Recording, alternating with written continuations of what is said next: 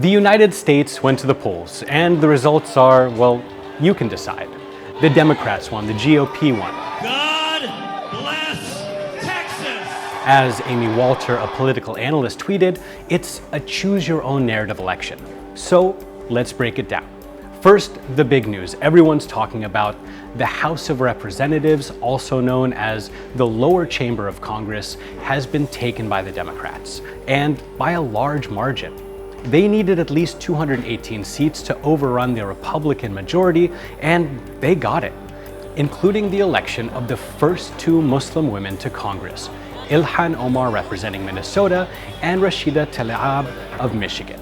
Now let's talk governors. This race has far-reaching impacts because in many states, governors hold the final say when it comes to how voting districts are drawn and thus how votes are counted.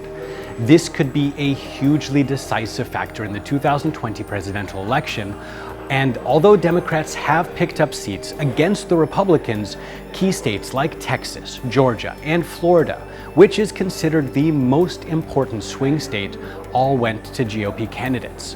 Again, you can't stress enough how important these district voting lines are and how they can impact the results of an election.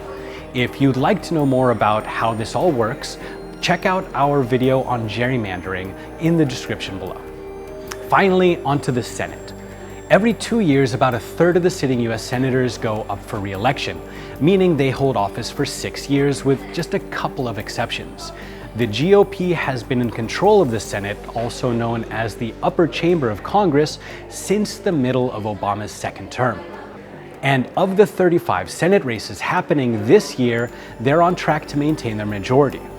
Going into the election, the GOP, or Grand Old Party, were in control of both chambers of Congress, meaning that there wasn't much the Democrats could do to push back against Republican-led legislation. With the election over, they leave it with the Senate in hand, but not the lower house. This election was more than just a placeholder for the presidential run in 2020.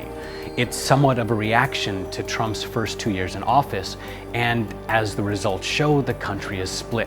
It's usually the case that the president's party loses some seats in the midterms.